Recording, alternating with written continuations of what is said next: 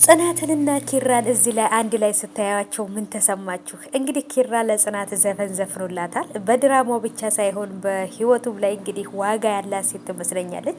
እውነት አንድ አይነት ልብስ ለብሰው ምናምን እውነት ጽናት እዚህ ጋር እንዴት አባቷ እንደምታምር ማሻላ ብዬላታለሁ። የኔ ውድ ደስታችሁን አያጥፋባችሁ ማለት ነው። እንዴት አባታቸው እንደሚያምሩ ማለት ነው ውዶቼ። እስኪ እንደኔ ስታዩቸው በደስታ የፈነጠዛችሁ እስኪ የታላችሁ ማለት ነው። ምክንያቱም በድራማው ብቻ ሳይሆን በዚህ ጋም ደግሞ በቃ ያላቸውን ተሰጧቸውን ለማሳየት የሚያደርጉት ጥረት የሚያደርጉት ትብብር። አሁን እዚህ ጋር ኪራ ዘፈን ነው የዘፈነው።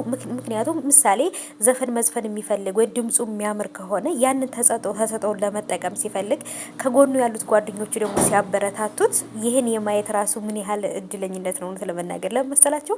እዚህ ጋር አሁን ለአንድ ሴት ልጅ ዘፈን ዘፈንላት ማለት ገንዘብ ሊያስከፍለው ይችላል። ግን ደግሞ ጽናት በድራማም ስለምታውቀው ምርጥ ፔስት ጓደኞች ስለሆኑ ያላቸውንም ደግሞ የፍቅር ግንኙነት ታውቃላችሁና ተባበረችው ማለት ነው ህልሙን እንዳሳካ። አንዳንድ ጊዜ ሴቶችን ብትሆኑ የምትመርጡት ወንድ ህልማችሁን እንድታሳኩ የሚያደርጋችሁ የሚያበረታታችሁ መሆን አለበት። ሴትም ደግሞ እንደዛው ወንድም ሲመርጥ ደግሞ እና ውድ ቤተሰቦቼ ኪራን ግቡና አበረታቱት ማለት ነው። እንግዲህ የራሱን ሙዚቃ ለቋል። በቀጣይም ደግሞ በተሻለ ነገር በአሪፍ ነገር በጥሩ ስራ እናገኛቸዋል ብዬ ያስባለሁኝ። እንግዲህ የጽናት ድራማ ካለቀ በኋላ ራሱ ጽናትም ኪራም ሁሉም የየራሳቸውን የዩቲዩብ ቻናል ስለከፈቱ በዩቲዩብ ቻናል ላይ እናገኛቸዋለን። ያው አንዳንድ ቃላችሁ እንደዚህ ድራማ ፊልም ከሰሩ በኋላ በቀልም የሚሉበት እንትን አለና እነሱ ግን እውነት በጣም አስተዋይ ናቸው። ውዴታቸውን እንትን ለማለት የራሳቸው ዩቲዩብ ቻናል አላቸው። ግን በጽናትም በኪራም ዩቲዩብ ቻናል አይደለም በሌላ ቻናል ነው የተለቀቀው ማለት ነው። ገብታችሁ እርግጠኛ ነኝ አይታችሁታል።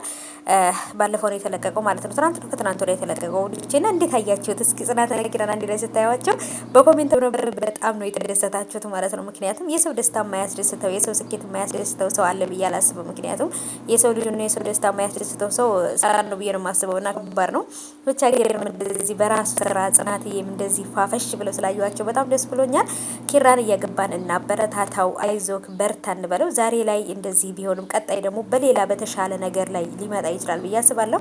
ይሄ ገና ሙከራ ነው፣ የሙከራ ስርጭት ነው። ሌላ የተሻለ ከዚህ የበለጠ ምርጥ ስራ ይዞልን ይመጣል ኪራችን ማለት ነው። እና ጽኑዬም ከጎኑ እስካለች ድረስ ምን ጊዜም ይበረታል ብዬ አስባለሁ። በነገራችን ላይ ያው መቅዲ ነው ትክክለኛ ስሟ መቅዲ ትላላችሁ ማለት ነው። ጽናትዬ ያው እንግዲህ እኛ የምናውቃት ጽናት ስለሆነ ነው ማለት ነው። እና ይሄንን ስራ ስታዩት ምን ተሰማችሁ ቤተሰቦቼ? እንደኔ እውነት ደስ ብሏችኋል ይሄንን ስታዩት ማለት ነው። ያው ሙዚቃ ነው። እኔ ብዙ ሙዚቃ ማዳመጫ አይደለሁም። ግን ደግሞ በቃ አይደል የሆነ የፍቅራቸው ልክ ሁሉም ነገር እንትናቸው በጣም ነው ደስ የሚለው። የእውነት ይለያል ማለት ነው። ይለያል።